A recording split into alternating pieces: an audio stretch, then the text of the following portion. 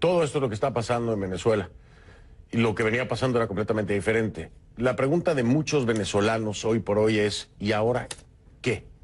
Porque si bien es cierto que los gobernadores electos y la oposición están peleando con el tema de juramentarse o no ante una Asamblea Nacional Constituyente, la problemática de aquellos que no tienen acceso a medicamentos, de aquellos que viven y son víctimas de la inseguridad, de aquellos que hoy por hoy están padeciendo la falta de insumos en el país y todos estos males de los que ya hemos hablado tantas veces, pues ni se ven beneficiados, ni creo que les interese mucho si se juramentan o no los gobernadores de la oposición ante la Asamblea Nacional Constituyente. Entonces, ¿ahora qué en Venezuela? Vamos a tratar de averiguarlo con mi invitado.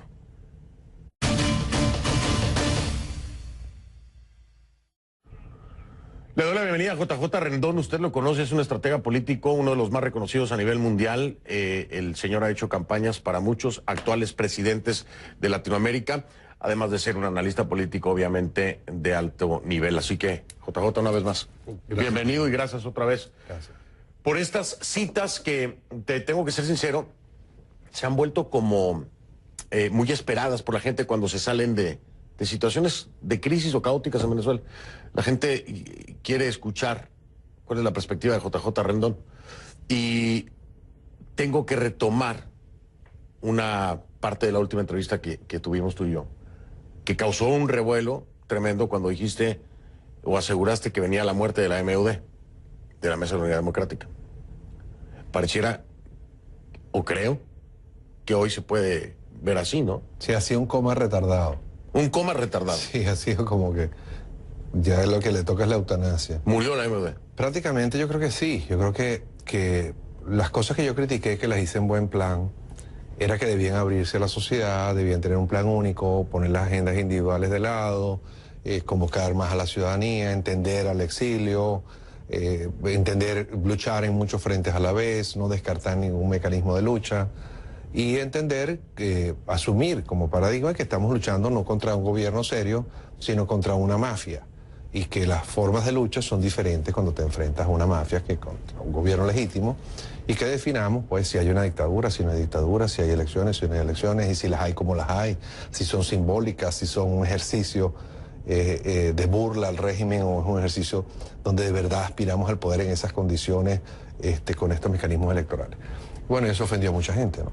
Pero sin embargo, se dieron esos escenarios, ¿no, JJ? Bueno, todo lo que se dijo en ese programa pasó. Ajá, el 16 se llevó a cabo este referendo simbólico, ¿no? Sí. Con las preguntas. Sí, sí, sí. Pero el accionar después fue contradictorio. Fue completamente contradictorio. Es como una especie de disociación. Es como que la oposición hoy en Venezuela, no, y cuando digo la oposición me refiero a lo que tú decías, la MUD, porque la oposición yo siempre digo que es mucho más que la MUD. Sí, sí, no, hay mucho. La MUD la secuestra. La MUD secuestra a los opositores, incluyéndome.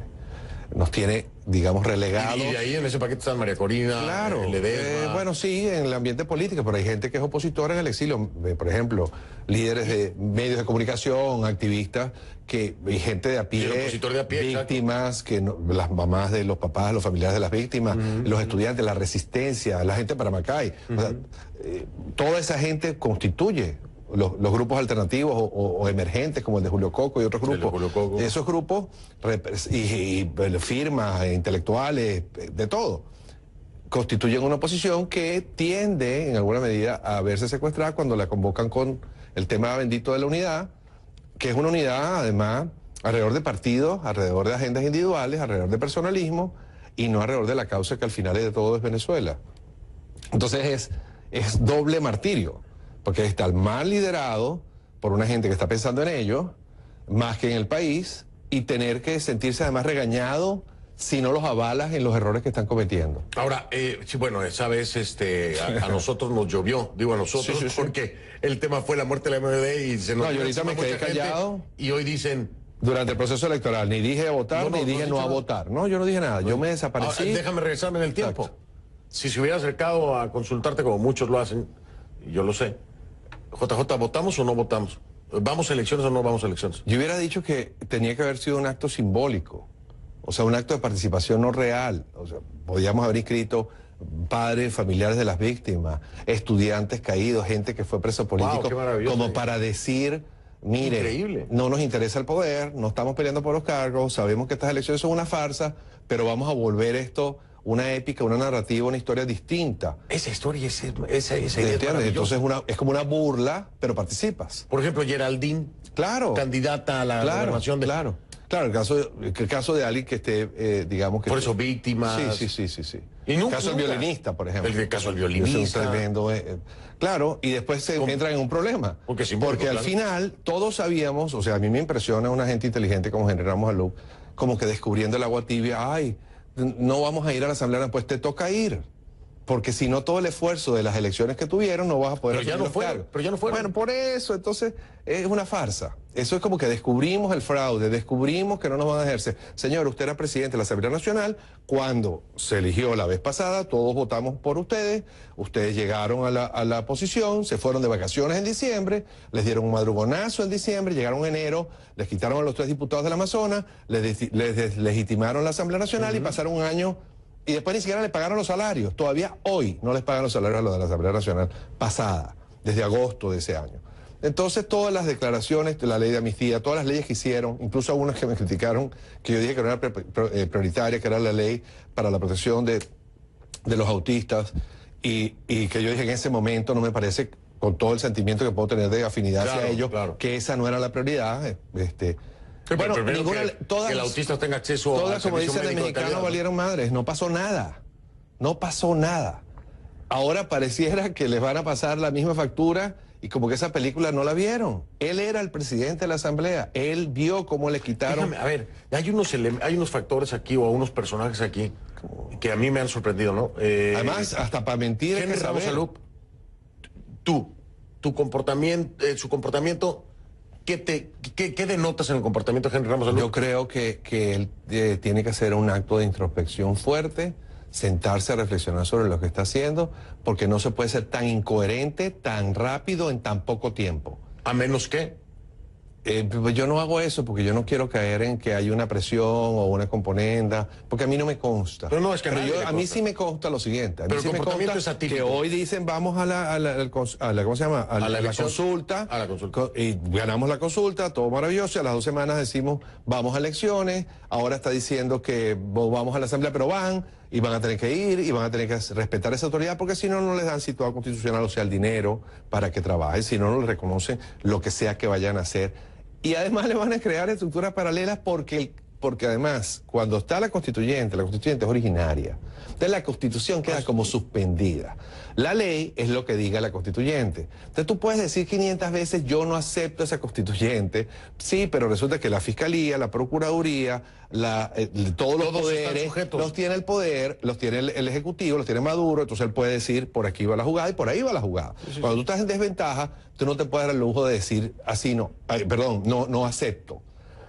Y cuando aceptas, tampoco puedes decir, echar la culpa a la población, nos perdimos por la abstención, perdimos porque la gente no estuvo unida. Mira, el ejercicio de ganar elecciones, que es lo que a mí me gusta hacer, se trata de ganar mentes y corazones. Tú no ganas mentes y corazones haciendo sentir a la gente mal, culpable, polarizando, haciéndola sentir que están, o que si no hacen lo que tú quieres son idiotas, o están traicionando a la patria. A nadie le gusta eso. Y muchas veces, en muchos países, yo he visto que cuando se hacen ese tipo de campaña, la gente dice, ¿sabes qué? Ahora no voto. ¿Y tú sientes que eso fue lo que hizo? Pudo pasar, no, aparte de todo el fraude continuado, sistemático, sistémico, como lo llaman, que es histórico. Pero esta conducta es a posteriori, ¿no? Claro, o sea, yo no digo... La oposición está planteando esto. Yo no estoy diciendo que no hay que ir a elecciones. Yo lo que estoy diciendo es que hay maneras de asumir procesos ficticios, aceptándolos como un acto teatral, épico, narrativo, donde uno juega el juego sabiendo que es un juego y sin pretender engañar a la gente, como se ha hecho muchas veces diciéndole, si votan por nosotros y ganamos los puestos, el país cambia. Pues no, no ha cambiado. Y sigue pasando y va a seguir pasando, al menos que, 1, tengamos una estrategia toda unificada, 2, pongamos las agendas individuales de lado, que es lo más difícil. Mira, la mesa de la unidad democrática, voy a decir algo peor de lo que te dije. Nunca existió la unidad ahí. Eso es una torre de Babel. Siempre lo fue. Ahí se reúnen y cada quien tiene su postura. Es una tarjeta electoral, además, registrada a nombre de cierta gente, para ganar elecciones. Entonces, nosotros los opositores tenemos que entender que la MUD es una institución político-partidista, claro, que se ampara bajo un concepto, digamos, bonito, que es la palabra unidad. Punto. Busquémonos otra palabra entonces. Bueno, voy a marcar una pausa, pero entonces ahora te voy a preguntar, saliendo de la MUD con dos personajes que mantuvieron su línea, mantuvieron su discurso y hasta el día de hoy lo hacen, que es María Corina Machado y el alcalde Ledesma, ellos dos, que ahora incluso la están convocando, ¿no? Hace falta María Corina para poder enfrentar este gobierno, esta dictadura. Pero me dices tú, esa oposición, ese individualismo que pareciera en su momento, ¿no? También lo veo. Una de las grandes fracturas dentro de la MUD era la postura de María Corina Machado. Bueno, pero ¿es lo correcto o es lo equivocado? Bueno, me dices después de la pausa. Pero también hay oportunismos ahí. Después, bueno, a ver, bueno, ahora me dices después de la pausa.